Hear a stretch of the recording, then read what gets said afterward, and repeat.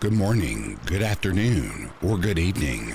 I hope you are all well. Because it was such short notice, I will say again, if you have any May birthdays coming up, please put it in the description below. And in the next video that comes out on Wednesday, I will be doing all May birthday shout outs. From here on out, at the end of the month, I will remind everyone about the birthdays, as I will only be doing birthday shout outs in the first video of every month. Down below in the description, you can find the Buy Me a Coffee link. If you do feel so inclined and enjoy what you are hearing, you can buy me a coffee, as it does help support me and the channel. Also, if you would like to become a member of Back to Ashes, it is only $1.99 a month and up, depending on which tier you choose. That information can also be found below. Another announcement, once I get everything set up, I will be starting live reads. I'll probably be starting those about once or twice a month, just depending on the audience reaction to it. So stay tuned for further announcements on that. Now, with all of that being said, it is time to go back to ashes. For when we arise from the ashes, we are a bigger, brighter, stronger, and happier person in the morning. Sit back, relax, kick back, grab a snack, or tuck in and get warm and enjoy this dose of vocal melatonin entitled True Stalker Stories. Also, remember, just as soon as this introduction is over, an ad will play. I'll read the first story, another ad will play, and there will be no more ads throughout the rest of the video.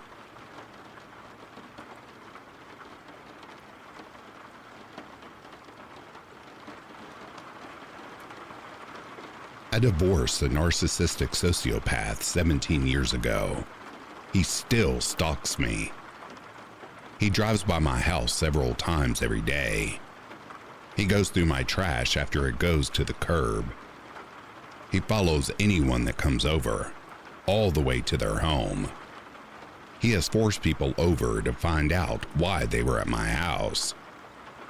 Once, I had a contractor come over to put a bid on a fence.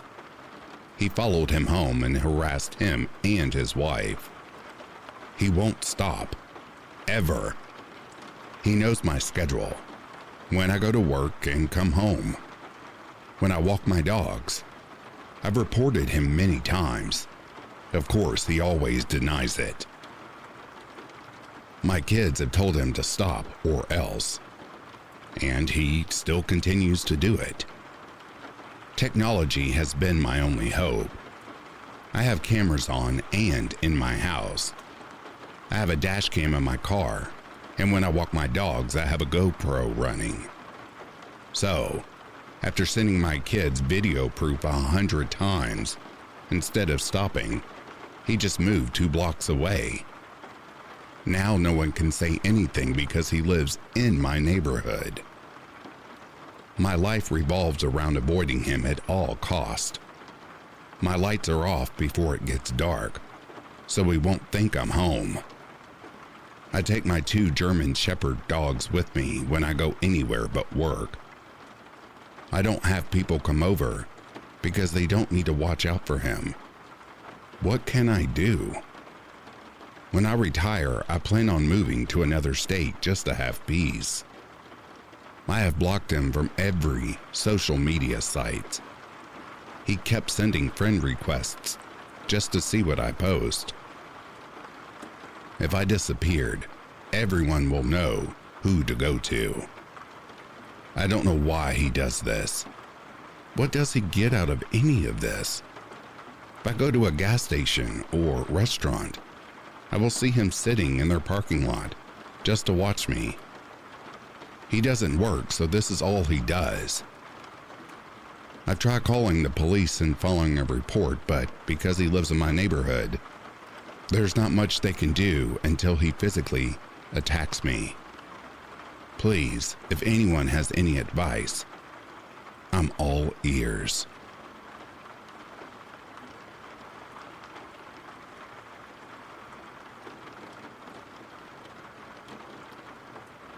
I'm a 21-year-old male.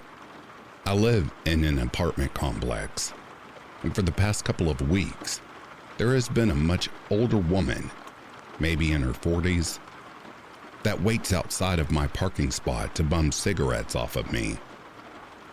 She lives on the complete opposite side of the far end of the hall than I do. Well, I've noticed that she has learned my schedule and knows exactly when I'll be outside. Walking my dog, leaving to go to work, when I go to gym, etc. She is definitely crazy. She has told me that God sent her to tell me that I was going to die from a heart attack, and told me to stop eating certain foods. She tells me that she is part of a chosen race of people. It sort of scares the shit out of me. Hell, I decided to stop walking my dog during the day, just so I wouldn't see her as often. What made me want to post this was that I went to walk my dog at 3 a.m. last night. And sure enough, I see her trying to sneak out of her apartment door to meet me outside. It makes me question if she listens at my door or watches me somehow. Should I take precaution and notify the police or my apartment complex? It all started with just a, "Hey, can I borrow a cigarette?" to, "I knew God was going to send someone to take care of me. I just cannot do this anymore."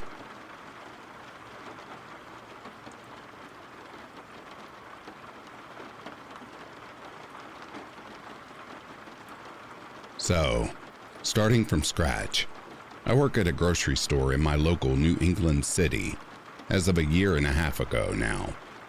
But recently, me and a few other employees have noticed something very odd. There is a man in a black 2015 Jeep Grand Cherokee that sits and watches us while we work from an adjacent parking lot. He positions his vehicle so he can presumably watch us through the large glass windows that span the length of the front of our store.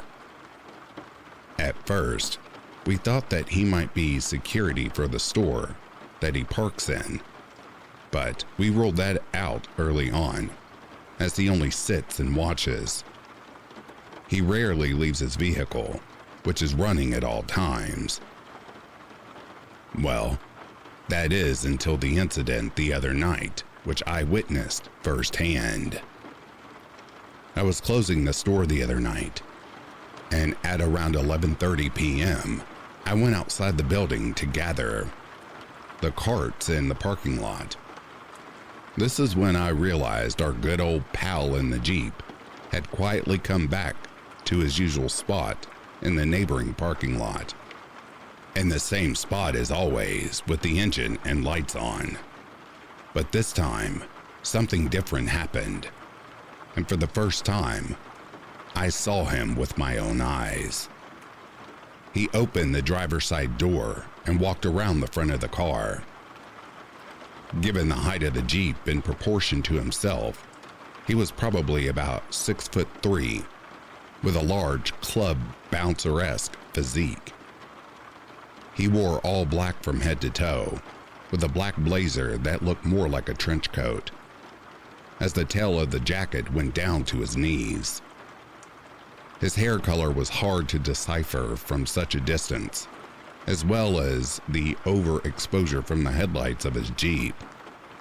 But it appeared to be dirty blonde in color, if I had to guess. After stepping out, he walked to the rear right passenger door, which he proceeded to open and lean into, reaching for something inside.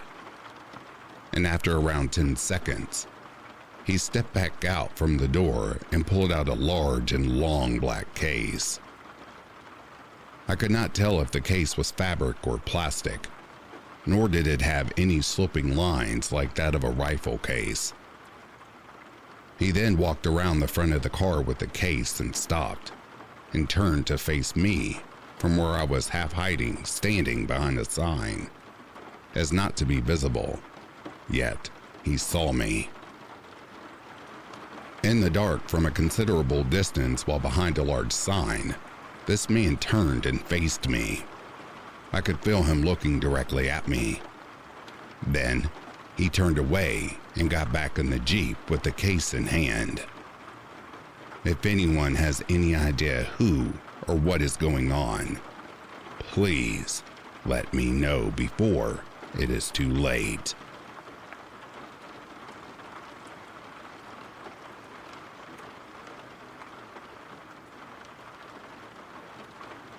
Okay, this is a long, wild one. For me, anyway. Last year, I met this guy. I'm early 20s, he's late 30s.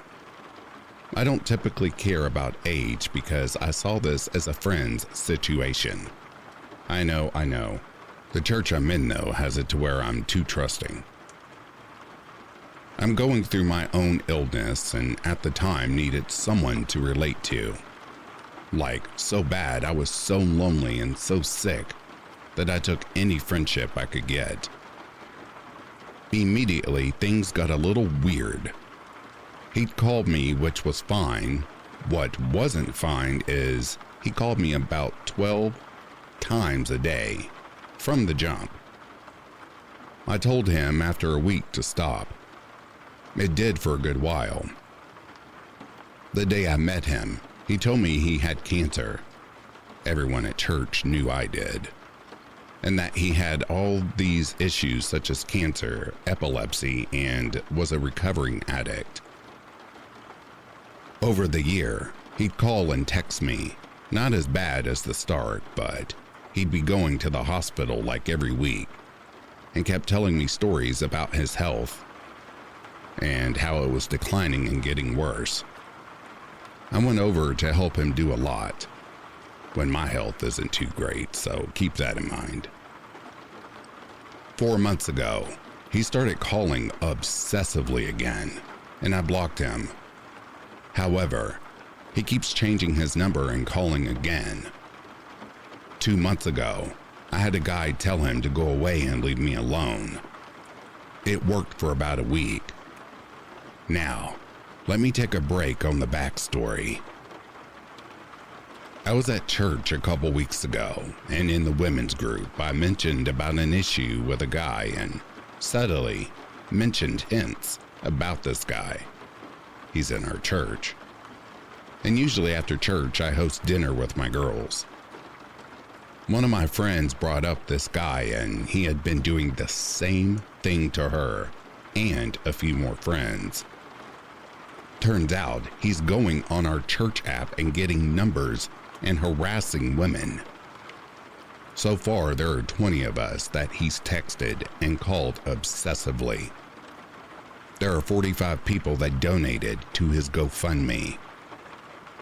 At this dinner and following week, we pointed out all the holes in his story. He has never had cancer or any ailments. I know this for a fact. Anyways, I know this isn't stalkery yet. We talked to the church about removing him from the app and Ward, they did nothing. I've had people talk to him about it and nothing has been done. I told church how I felt as if he's a threat. We've concluded I've gotten the worst from him. I blocked him from everything I could, but a few days ago, he showed up to my door to talk. I told him to go away. Didn't tell him in a mean way. I feel like if I'm rude, it'll be too much. I woke up to a Facebook message telling me to talk to him, and he was calling me all kinds of names, being aggressive. Still, I tried reaching out for help. Then today, I swear I saw him at my new place, and I called the police.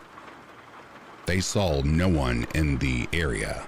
They gave me a card, but I'm still scared. I'm getting my necessities, and I'm probably not going to stay there for a few days, in hopes he will get the hint.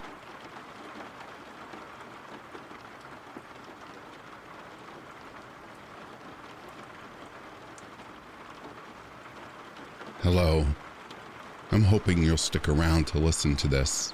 It would mean a lot. I haven't been able to talk to anyone about this.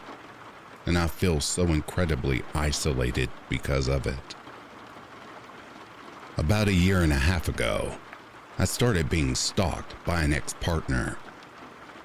The relationship itself was controlling and abusive, to the extent that I wasn't allowed to look at cashiers without a fight, and have to have my location turned on.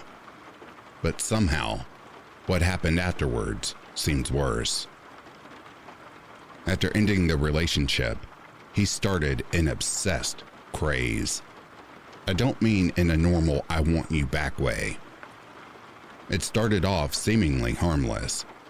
A few unanswered emails, some filled with rage, some kind and begging for attention or a response.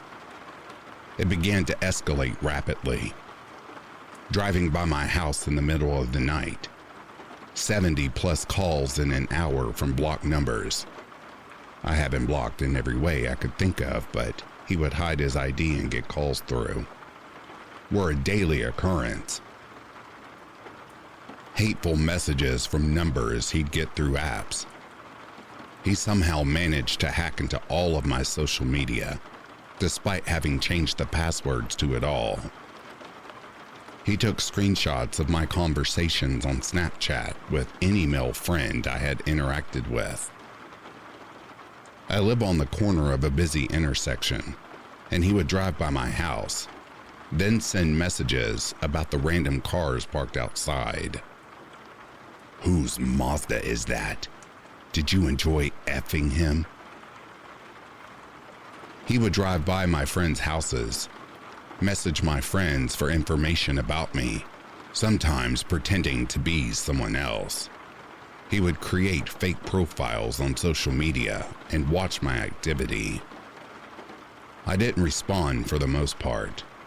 I did respond once with, "Please stop, you're scaring me." Nothing would stop him. Eventually, with the pressure of friends, I spoke to the police. Immediately, they issued a warrant. He was arrested. I felt guilty because it's not in my nature to want anyone in trouble, but I was scared. Everyone told me I did the right thing. I was given a restraining order against him by the court. He's since gotten out of jail and is awaiting his final court hearing to charge him with what he's been accused of. Knowing he's just out there, free to roam with only a piece of paper stopping him from coming by, it makes me incredibly anxious. I feel like I can't stand outside on my porch. I have panic attacks when I go out in public. I'm afraid to leave my dog to roam in the yard. I'm too scared to post almost anything on my social media. The other day, I accidentally ran into him at a restaurant in a completely different city. I had a full-blown panic attack in the bathroom while I waited for him to leave. It still feels like he could be around any corner at any moment. It's exhausting. Guys, I'm tired. I'm scared. This whole ordeal has made it feel impossible to enjoy anything other than the comfort of my room with the curtains and door shut. I always feel like there's the possibility he'd be near. I feel absolutely insane trying to talk to normal people about this. They just don't seem to get it. They don't seem to understand the gravity of the fear embedded in me. Does anyone have experience with this? Really? With coping with the after effects of a stalker in general? I need help. I want to feel okay again.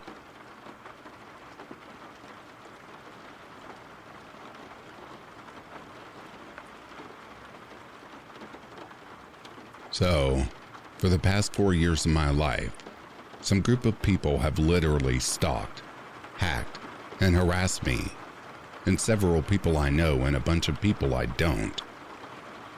I believe these sadistic buttholes are out deliberately effing with me and others for their own amusement.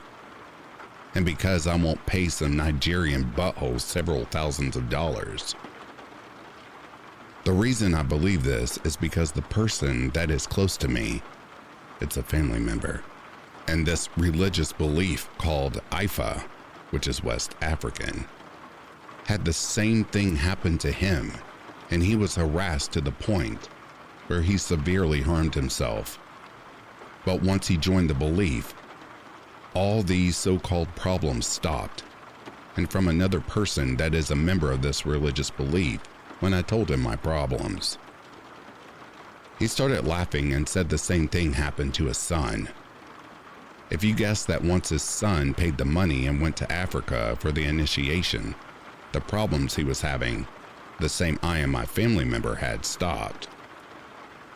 My family member told me a month or two before all these events started to happen, that if I didn't do what he told me, that bad things were going to happen.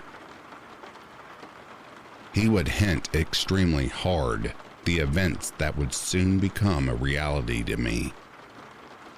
He would tell me that I should move away and not be around people, to keep to myself and stuff like that. I'm an adult. I can't not have a job and just hide away somewhere. Before I realized that the people doing this probably have ties to the people he knows through religious belief.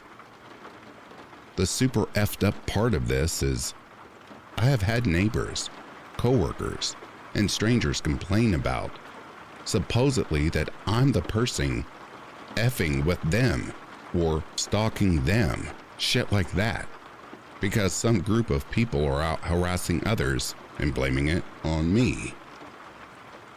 I have literally been homeless, without a phone, sleeping in a church parking lot, to wake up to several people for my work at the time, in the parking lot, screaming that I'm effing with them and other crazy shit like that.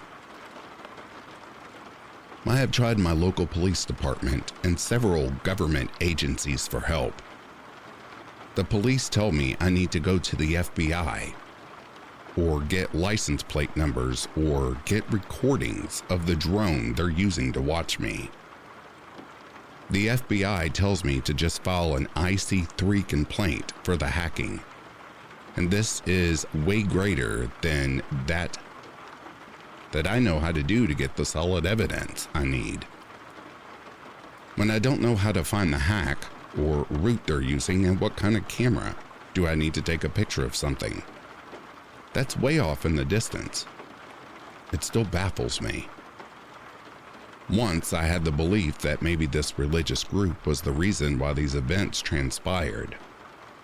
And from another few events revolving around proof that Christianity is the true belief, I haven't been around any family member, and there's no way in hell I'm going to just play along and pay these people and go on this journey to another country to give some buttholes the money. They want to potentially fund these people making the decisions on who this happens to. Terrorism is not cool, and the worst part is they started saying extremely bad sexual stuff once I started going towards Christianity. I have lost several high-paying jobs, friends, and a lot of respect from a lot of people, just because these people F with my and other shit, and they just keep stating I'm the perpetrator. Any advice would be great. This is not a joke whatsoever. Thank you for listening to my story.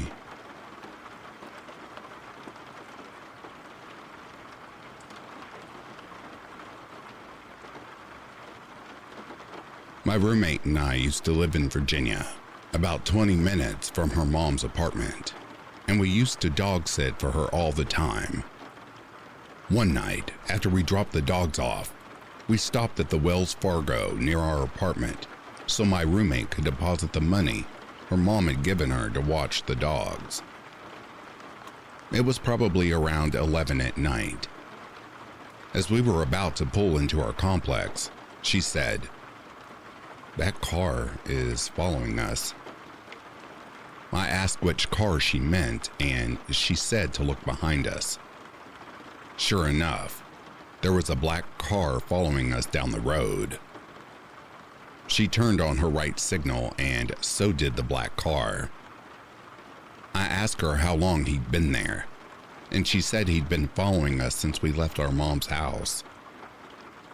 Not only was I freaked out, but I was thoroughly pissed. I yelled at her and demanded to know why she hadn't said something sooner, and she said she hadn't wanted to scare me. I asked her if he followed us through Wells Fargo, and she said he did. He pulled up behind us while she deposited money at the ATM and pulled through after us without depositing anything or stopping. After calling her an idiot for not telling me until we were home, I told her to turn right after the gate at our complex instead of left, because our apartment was one of the first on the end. It was bad enough that he knew what complex we were in. He didn't need to see which apartment we lived in. She turned right, and I told her to floor it. We drove through the complex as fast as we could and lost him near the back of the complex. We parked across the street from our apartment, turned off the car, and crouched down low to see if he would drive by again. We didn't see him, and we also didn't feel safe. We ran inside as quickly as we could to grab some blankets and pillows, the can of pepper spray we had, and I grabbed my knife. We got back in the car, and I called my ex-boyfriend in a panic, asking him what else we could do. My roommate said she'd drive us to the movie theater she worked at, because it wouldn't close for a few hours, and there would still be people in the parking lot. My ex kept asking me questions about the car that I couldn't answer, so I gave my roommate the phone. She described the car to the best of her ability, and then stopped mid-sentence when we got onto the highway. He was following us again.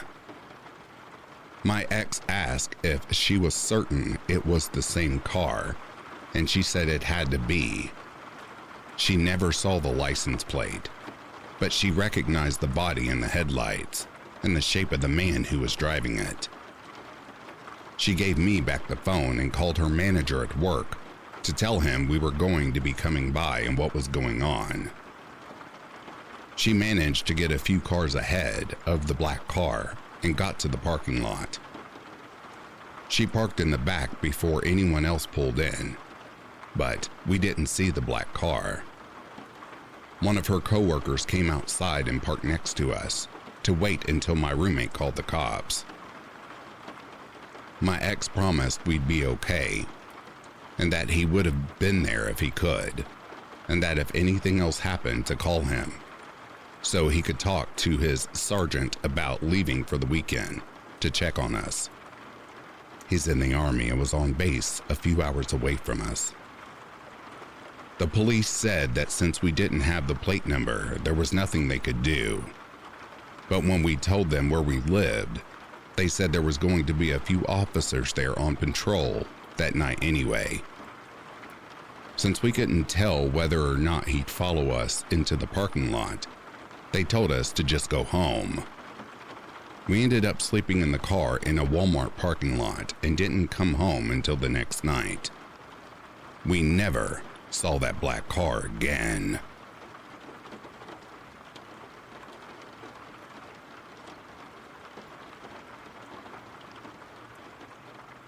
So, I just want to clarify right now that there are a lot of unbelievable things in this journey with my stalker, especially the end note that leads us to where we are now. Let's start with the basics. I'm 24 now, and my stalker is 2 years older than me, making him 26. We went to the same high school, and it all started when I was a sophomore. He was a senior. I was involved in a lot of nerdy activities: theater, choir, student council, etc. But I wasn't exactly the best in school because, when I was young, I was more advanced than the grade I was in and was told to essentially dumb down. Maybe I got unlucky, but I was told from this elementary school all the way to high school. So that's what I did, and that realistically led me to struggle in school because I was dumbing down a little too well. Anyways, I found myself as a kind person because I was bullied a lot and blah blah blah, stereotyping myself as a little emo girl. My first encounters with him were at school, and that's all they were. Until he graduated. At this time, I was working with my mom and doing simple things like paperwork. A very simple job for a 16-year-old to do. I didn't see him around often until after Christmas, but before the New Year. We saw each other at Walmart and he asked how I was, what I was up to, and how good I looked. Now, I just want to clarify, I'm not a looker. Even today, I'm not the prettiest flower, but he reassured me of things I was really insecure about. I don't know how he knew them, but he did. We shopped for all of our stuff together, in separate carts of course, and had a good conversation. We checked out, using self-checkout, and he walked me to my truck. This was bad at the time because I couldn't drive by myself and my mom was waiting in the truck. Not to mention, our truck was effing yellow. He helped me load everything into my truck and chatted with my mom. And when it was all done, we left Walmart. After New Year's is when things started getting weird. I got my permit, and because my dad at this time couldn't work because of an injury, and because my high school was about 6 miles away, I was able to drive the truck to school. I did that for a while, and then one day, there was a note on my windshield. I didn't think anything of it, and thought it was a written warning from the high school that I needed a parking permit, so I just threw it in my bag and went home. I read it, and it was a strange note that had a lot of doodles on it, from what I could tell. No real message, so I assumed it was a friend. I continued to drive to school and kept getting these notes on my truck. I asked my friends, and none of them said they did it. Then, one day, it was him, my stalker. He was leaning against my truck and waved at me when he saw me. I was actually really shocked because I was at school, and plus, what the F? He explained to me that he was leaving me the notes and that he just wanted to scare me. I said it worked and blah blah blah. He then asked for a ride home. I told him I couldn't because I only had a permit, and I shouldn't because I had to go home and practice my songs for choir. He got really frustrated and stormed off. After that incident, the rest of my junior year was as normal as it could be. Then, my senior year happened, and all of a sudden, he would start popping up again. Running into me at Walmart and at the mall more and more frequently. I didn't have any concern about it until he ran into me at my mom's work. Now, here's why that is weird. We live in New Mexico, and this consists of reservations for Native Americans and stuff. There are a few companies around here that work on reservations. My mom happens to work at one of these where they load trucks with products. The only reason people come from town to this company is to buy samples of the products, only 2 times a year. And he wasn't there during the sample selling time. He was about 5 months too late, or 7 months too early if you want to look at it that way. And my mom didn't remember him at all. It's been 1.5 years-ish since she's seen him. But I was livid when I saw he was there. I pulled him aside and asked him why he was there. And that's when he pinned me against the wall like one of those anime characters. What he said is when I knew we had a problem. I wanted to see you. You don't go out in public anymore, so I figured I'd just meet you at work. Keeping in mind, no one knew where I worked, and it was only for 10 hours a week. I don't know how he knew I was there. I asked him, and he said something along the lines of, "It was hard to figure out, but with the license plate and most jobs requesting a license plate number, it was easy to look up. Not to mention, the company my mom works at has a website and your mom's name is on there.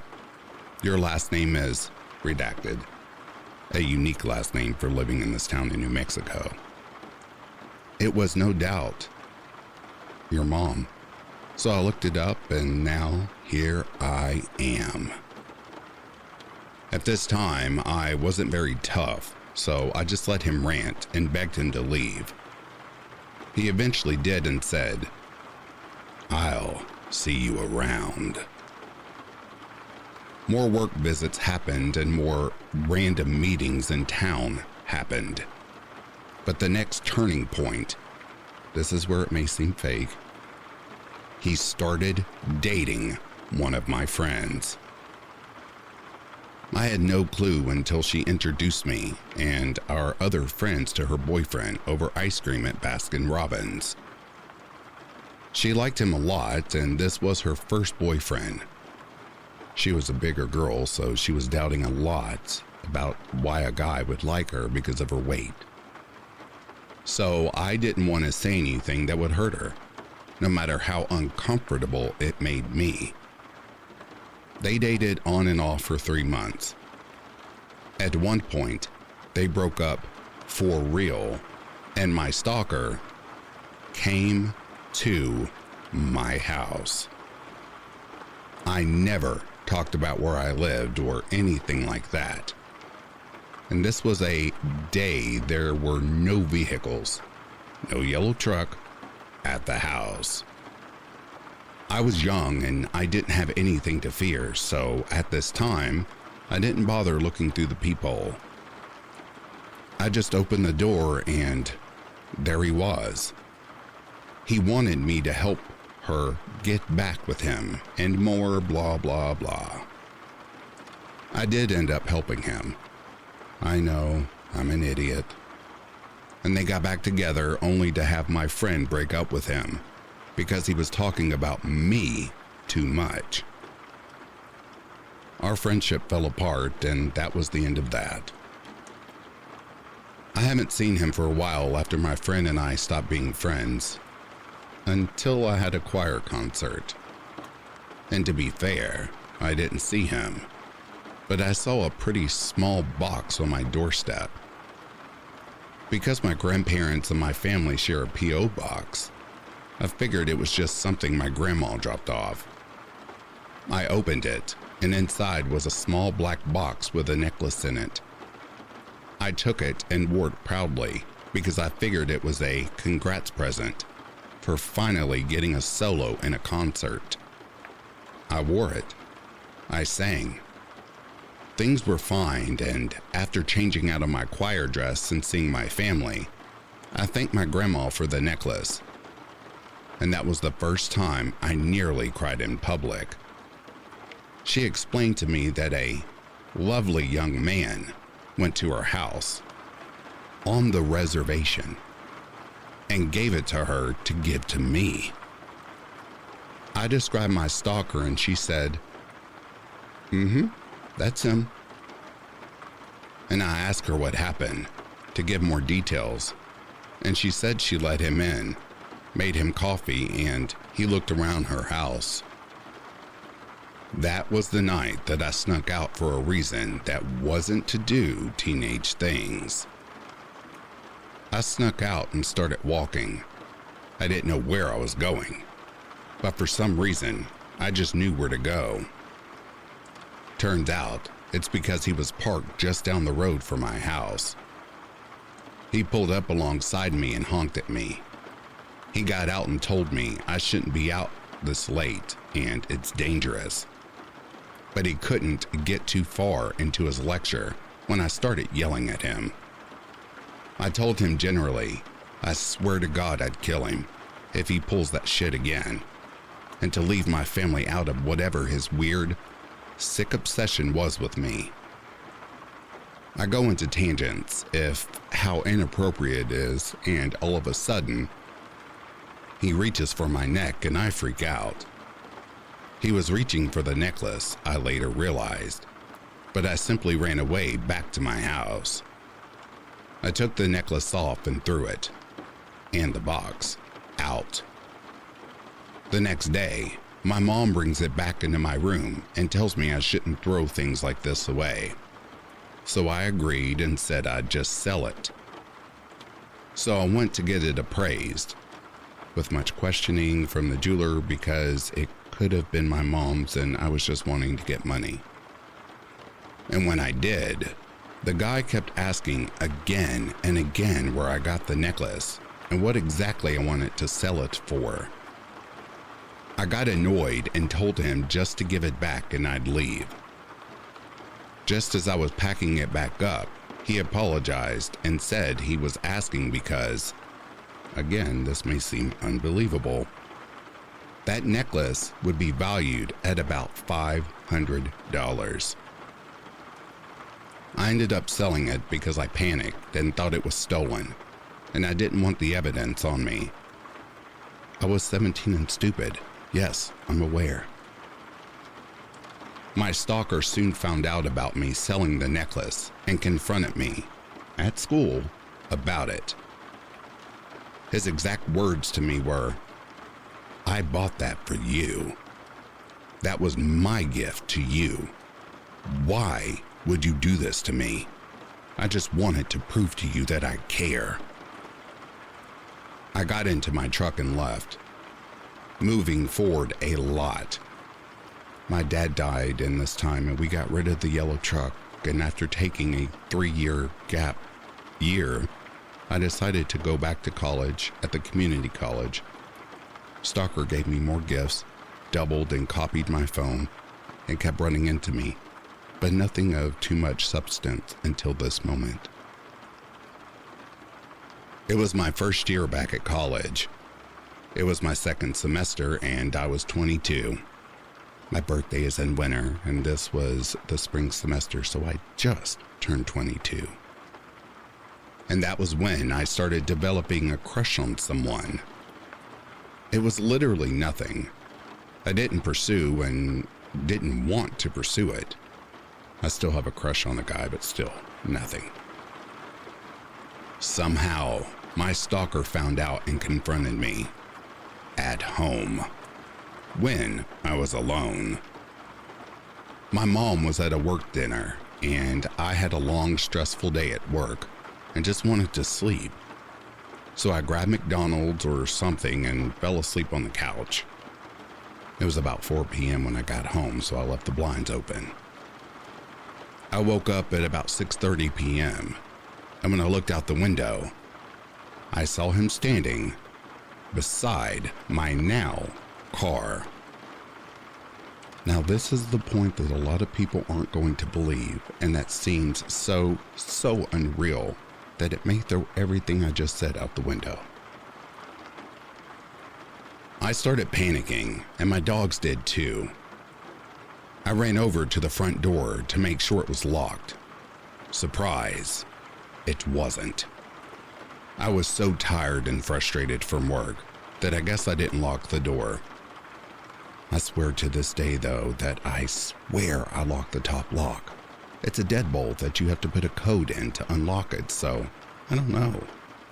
Maybe he knew the code, but I'm not gonna lie and say I 100% locked the door when I honestly cannot remember. He beat me to it and came into the house. I should have screamed, and I wish I did, but I couldn't. I was so frozen in fear and shock. Shock being that my dogs weren't defending me. They were greeting him like they knew him. He opened the back door and let my dogs roam around out back. He talked to me about my crush, and he seemed so calm at first. But after I said something along the lines of, "He's not my type, and I'm not his type. Not to mention, it's a very stupid crush that will pass." I think I just started crushing on him because of how smart he is and how passionate he is. And after I mentioned how passionate my crush was, and I meant passionate about the subject, he lost his shit. He pinned me to the wall, shaking the house, and knocked the wind out of me. My side hit a doorknob from a closet against the wall he slammed me against.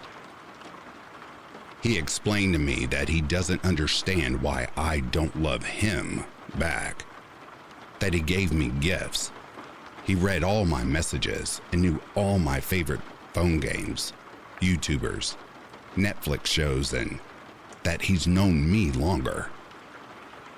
After I mentioned that I don't even know him, he talked more about these intimate things like my dad dying, the poems I was writing, and blah blah blah. We were in my house for another hour or so the sun was nearly done setting.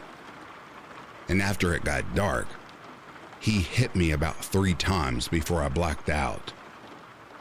I have dissociative identity disorder. Now, the rest of this is only from what my friends and family told me. I, at one point, sent a 911 text to one of my friends, first on the texting app. And when I didn't respond, they called my mom and explained something was wrong and that I was in trouble. She called 911, got to the house, and noticed the dogs were outside barking like crazy, and there were a few objects broken on the floor. I apparently wasn't there, so she talked to the cops about my stalker, which at this point has been doing things to me for about 6 years. And there was a whole search for his car because we had his full name and blah blah blah. Turns out, he kidnapped me and planned to take me to his house, where he was going to have a friend of his officiate our marriage. I got saved, got home safe, and he got arrested. Turns out, there was a girl he did this stalking thing to before. He moved on to me before she was ever in any real danger. And when we talked, there were so many similarities between us and our lives. When he was asked about it, he never explained why he chose either of us. The only words that he said about me and the other girl was that we were special, and there was just something about us. The reason I'm telling this story is because he has spent this time, which wasn't much, and has been out for almost a month now. I'm still terrified of him, but if anything does happen, I'm not going without a fight this time.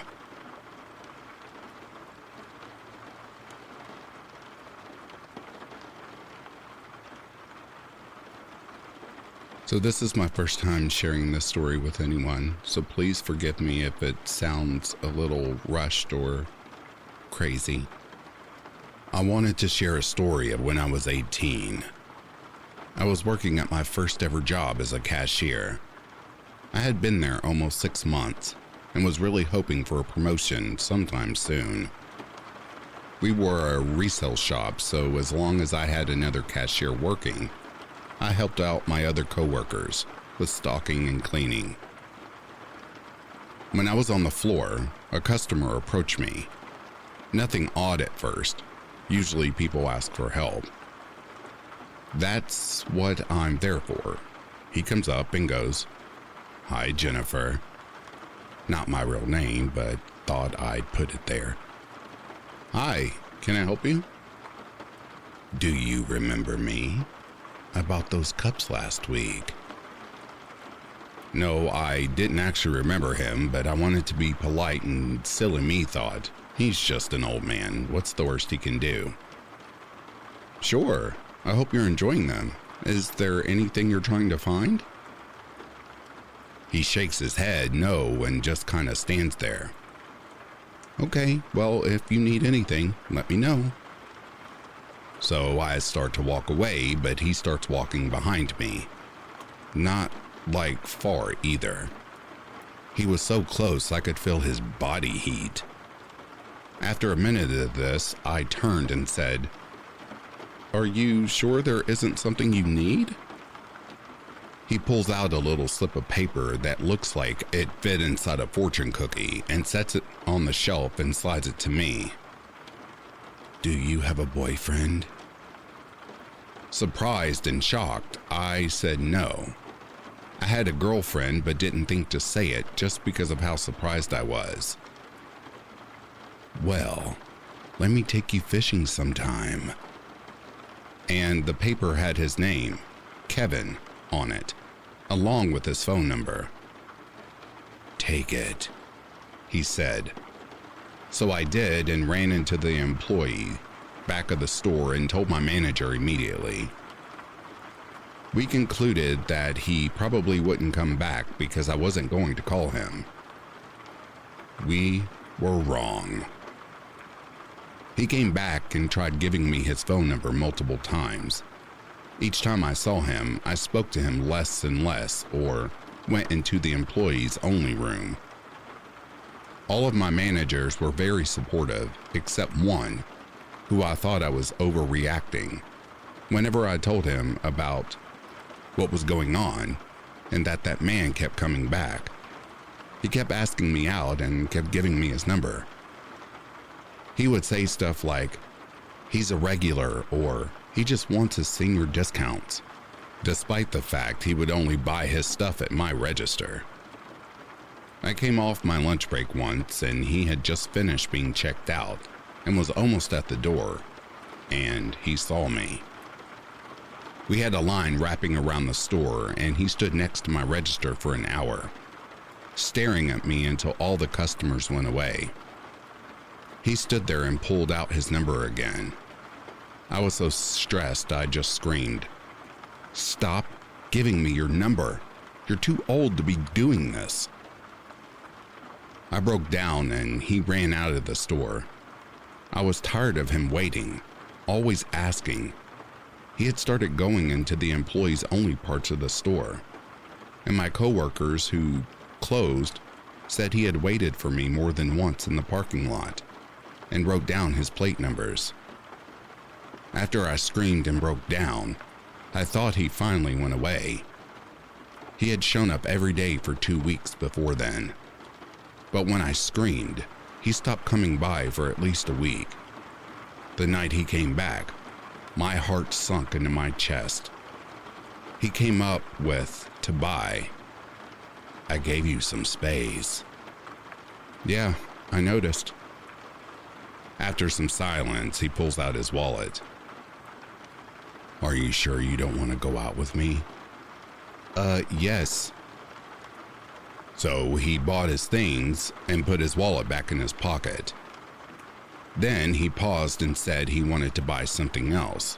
So I ring it up, and this time he pulls out a pocket knife and sets it on the counter. With his hand on the knife, he glares and says, "Now, are you sure you don't want to go out with me?" Scared, I step away and go, "Yes, I'm sure." He sighed and pulled out his wallet, paid, put it away and the knife, then stomps out of the store. I had a complete and total panic attack during the confrontation. A coworker who saw but didn't like me pointed and laughed when I'm out help. I stormed back there and screamed, "He had a knife! He had a knife!" I had to get calmed down as I yelled at her about how I could have seriously been hurt. I turned to my manager to tell him about what just happened, and then as soon as I got off, I called my mom and went straight to the sheriff's station. We filed a report about what happened that night and everything leading up to it. After a few days, I found out that they went down to where he lived and gave him a firm warning to stop. I was sad they didn't arrest him, but he did stop. They had to drive 3 towns away because his current address was 40 minutes away. He had been making daily trips to see me. Also, his wife was very unhappy to find out what was going on. That's right, he was married on top of all of this. I ended up quitting shortly after, scared he would come back. But I was happy that it had all finally been taken care of. That's about it though. Scary and kinda long. But I hope you find my rather traumatizing story at least interesting. All I have to say to all of you out there, please be careful.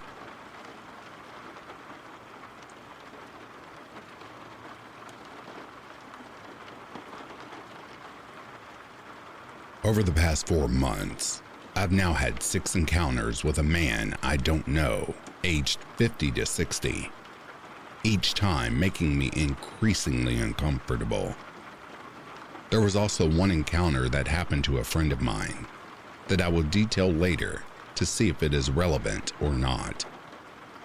I won't say I'm scared, but any advice would be appreciated on perhaps how seriously I should look to protect myself going forward, or if I should quit listening to true crime podcasts.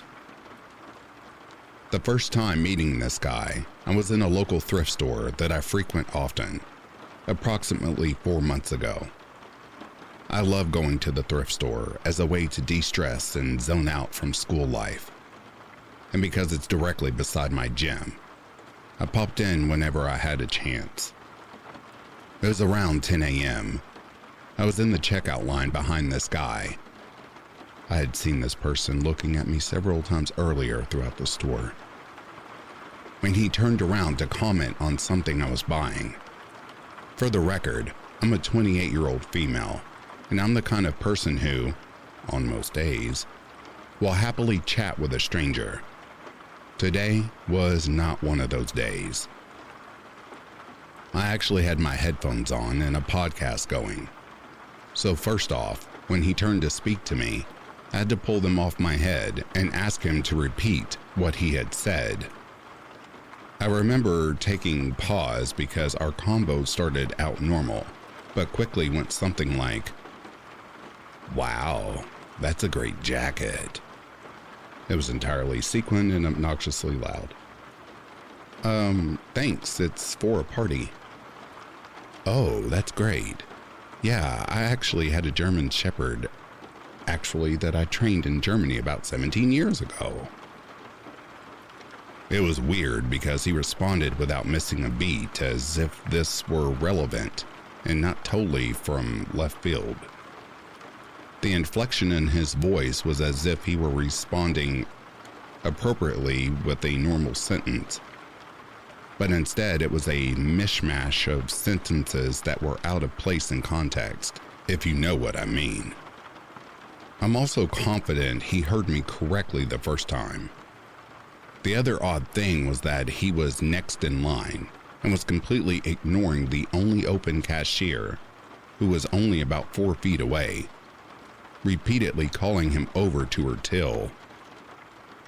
He continued on about the dog in Germany for an awkward amount of time, ignoring the growing line of people behind me, while I just kind of in response.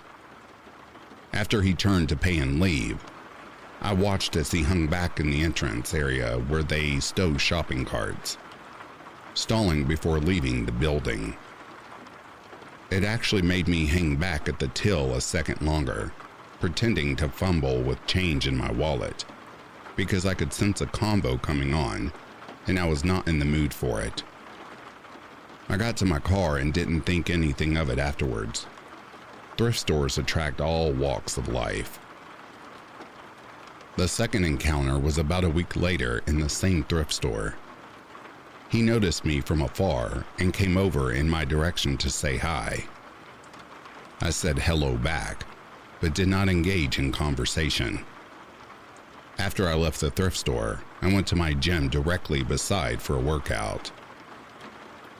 The third encounter was actually that same day as the second, but in a different location about 2 hours away. I was in a grocery store that's located about 300 meters away from the thrift store. I don't often go to this store, but it's in the same area as my gym and thrift store. You know how when you're looking for what you need, you walk along the start of each aisle reading the sign above that describes what's in the aisle? I was doing that, reading the signs looking for what I needed, or which aisle to go down, when I spotted freaking Buddy Guy walking literally parallel to me, but on the opposite side down the aisles looking straight at me. When we made eye contact, he smiled, but this time I didn't smile back and pretended I hadn't recognized him. The fourth encounter was when I started to feel uncomfortable. It was again in the same thrift store. However, this time was much later than when I usually go, around 7 to 8 p.m. I was there looking for a dress to wear to my program formal, and was in the area with the fitting room stalls trying on a few options. I came out of the stall to take a look at myself in a full-length mirror, and was checking myself out, turning around, etc., when I stopped and became aware of a figure that was behind me a ways back. It was honestly like out of a movie. I felt every hair on the back of my neck stand up as I locked eyes with the person through my reflection, the mirror, and realized it was him. This time he was standing a few clothing rack aisles back, about 35 feet away. The area he was standing in was the baby onesie section, and he was mouth open grinning at me. I quickly changed and scurried to a different area of the store. To clarify, this store is massive. It was pretty creepy. When I told my sister, she said it would make for a great Dateline special.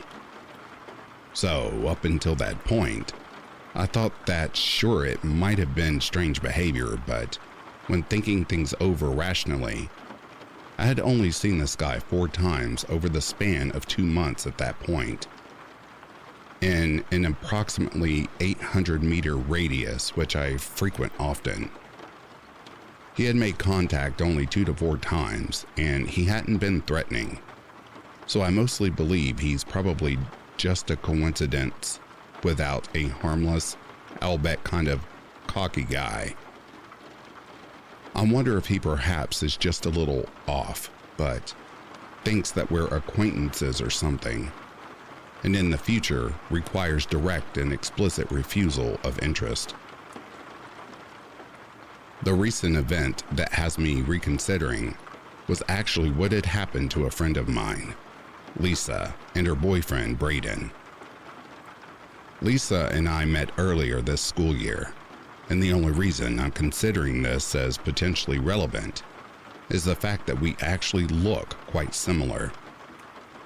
So much so that the running joke of our friends in our program is that we're twins. I actually do have a twin, so she and I also joke that she's my surrogate twin while I'm away at school. We're the same height, same hair color, and style. And while I actually don't think she and I look that similar in the face, it's the same particular glasses she and I both wear daily, which is what really had people mixing us up for the first bit. After the fourth encounter, I mentioned to Lisa about seeing the guy and gave her a description and asked if she thought it was weird. We both agreed it was kind of creepy and more than likely just coincidence. It was last Monday when Lisa and her boyfriend Braden stopped into a grocery store, different than the other one that I had been in before.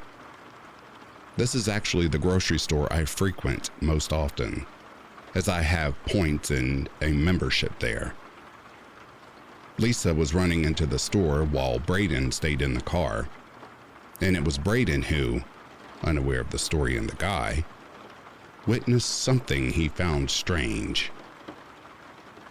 As Lisa neared the entrance to the store, Braden spotted a man nearby noticing her, and as he describes, dart between cars to catch up to her. Lisa, unaware of anything, picked up the few items she needed and was in line up to pay when she heard a "Hey" from behind her, and turned around to see an older man standing facing her empty-handed. He stumbled with his words and then asked where he could find the ice cream. As Lisa returned to the car, Braden watched the man exit shortly after her and watch her as she made her way towards the car, where his eyes eventually met with Braden's. Braden thought this was peculiar and actually made notice of a description of the guy. When he shared this with Lisa, and she confirmed the man had approached her, she immediately thought of the man I had told her about earlier. She texted me to ask for a description and confirmed that she was almost positive this was the same person. The fifth encounter. It was 2 days later when I again revisited the thrift store. By now, I know some of you are probably thinking, "Okay, lady, maybe just cool it on the thrift store if you're so concerned." But I love it. And I also source clothes to rework and sell as a side income. I went earlier than normal, about a half hour after opening and an hour and a half earlier than when I would usually go. This time, the thought of seeing him was at the forefront of my mind as I scanned both the parking lot and store as I entered. There was no sign of him for about 10 to 15 minutes as I made my way around, looking over my shoulder and at the entrance ever so often. To clarify, though the store is huge, most of the aisles I've been describing are just racks of clothes about 4 feet high and allow for a mostly unobstructed view of the store. Along the left side of the store are rows of 7-foot tall shelves holding knickknacks, all the way to further back, the shoe section, and behind that, the fitting room stalls at the back of the store. I was looking at the shoes, and the only part where I wouldn't have a clear view of what was behind me. I honestly couldn't believe it when the moment I let my guard down, I heard, "Hey," from behind my right shoulder. Spoiler alert, it was him. He continued walking around to the aisle in front of me, which was backside of the shelving unit I was looking at, and looked at me through the horizontal slats between the shelves the shoes were on. I didn't respond, briskly walking in another direction, and zigzagged my way to the front of the store. I looked back to see him standing at the head of a different aisle of clothing racks, scanning the store. I did a full circle of the store and watched as he put on a hat he was carrying and exited without purchasing anything. Instead of heading straight ahead to the parking lot, he turned left. The sixth encounter. 2 days after that, I made plans to return to the thrift store, again at a different time than usual.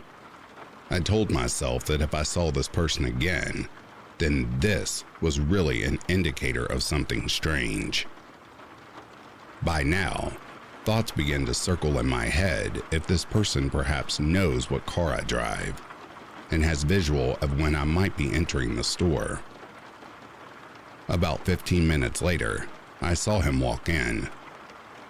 Because I saw him first, I was able to watch him from entrance to exit.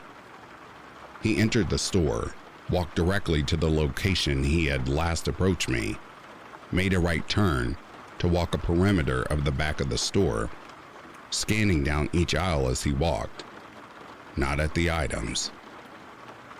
I must have looked crazy because I was literally cat and mousing my way around this guy, dipping behind racks and poles to remain out of sight while keeping my eye on him. He again put on a hat and exited the store without purchasing anything. He again took a left turn once outside the building. So, there you have it. I've had 6 encounters with the stranger at 2 different locations at varying times a day. 3 of which he has made contact, 2 of which have been eye contact from afar. 1 where I think I saw him before he saw me. So should I brush this off that perhaps we just have the same interests and similar schedules? Am I now so paranoid that I'm the one stalking this dude now? Or is this weird, and is this cause for a heightened level of self-security? The only reason I would be concerned is that I actually live about 2 minutes away from the thrift store. My concern would be that if he were to know my car, it wouldn't be a long journey away to figure out where I live, as I park outside of my house on the street.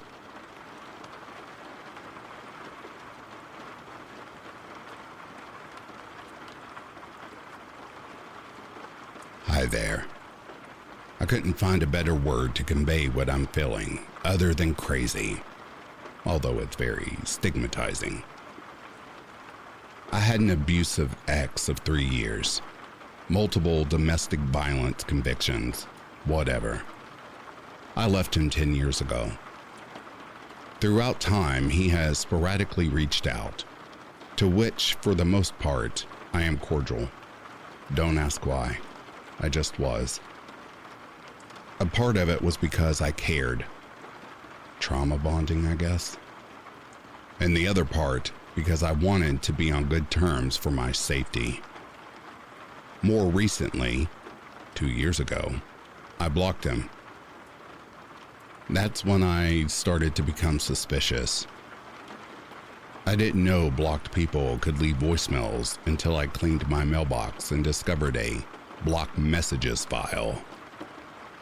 He began leaving voicemails saying things like, "I'm sitting outside of your mom's house thinking about you." It was 3 a.m. by the way. 2, "I'm sitting outside our high school remembering things and I'm leaving for London tomorrow and I need to see you tonight." He never left. Shortly after I saw him in Walmart, I was shopping for items for grad school when I felt a hand on my shoulder and a shiver down my spine. I turned around, and it was him. "I'm moving to LA," he said. "That's nice," I replied, thinking he was bragging. "You know," he quipped. "I joined a fraternity, got my degree in psychology. I'm moving to LA. I'm living the life that you wanted to live." Annoyingly, I replied, "Okay. You know, I do this all for you," he said. Shortly after that, I bumped into him at the mall.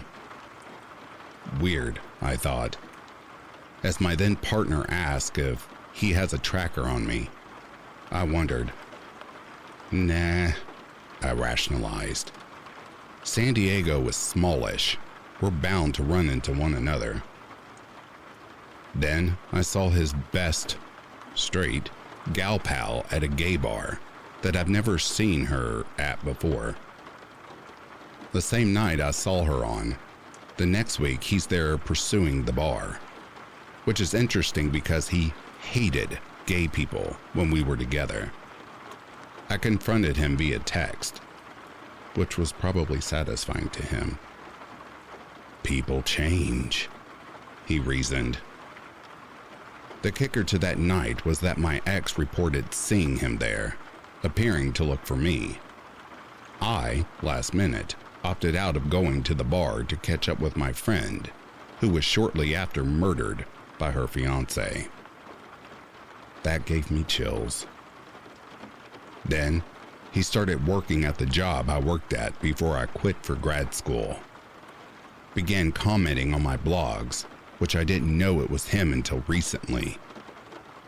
He now has been reaching out repetitively to apologize for what he's done, as he's going to therapy, he says. What are you apologizing for exactly? I ask, wanting him to verbalize the abuse. It was a moment I felt I could stand up for myself because I didn't before. My game addiction, he said. I corrected him and told him he abused me. Then, randomly, as I'm leaving my domestic violence advocacy training, the irony, he texts me, "I forgive you." I now know that he probably wanted to get a reaction out of me, but it worked. For what? I asked. To which he responded, "For the lies." I then explained how could I ever feel comfortable telling the truth to someone who beat me over simple things. He went on to try and say that my fiancé had been calling him from my phone and cursing him out. Really? I had to call to hear this lie for myself. Little did he know, my fiancé and I separated 6 months prior, so there was no way that could happen. His response, he stumbled, but then went on to say, "Well now, I'm really concerned," implying that my ex-fiancé may have hacked my phone. It was a trap. I feel stupid. Now he knows I'm single. He then began confessing his love for me, mentioned me having a dog. How do you know that? I asked. He explained he doesn't have any social media, so how did he know that? He changed the subject. Only thing is, I'm not naive to these tactics anymore. He asked where I lived, only to show restraint in saying that's too personal and then ask again anyways. Too personal, I replied.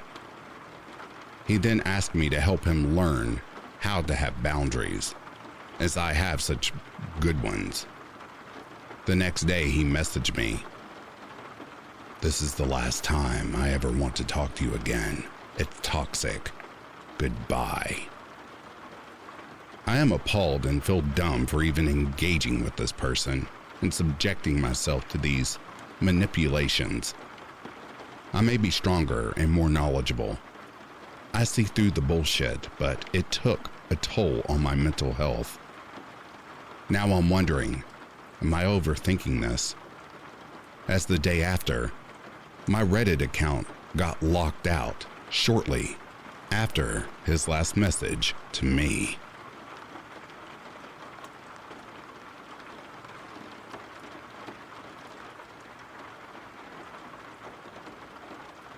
And that, dear listeners, is the end of these true stalker stories.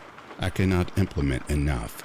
If you or someone you know are in danger of having a stalker, please protect yourself and contact the local authorities or do whatever it takes to keep yourself safe.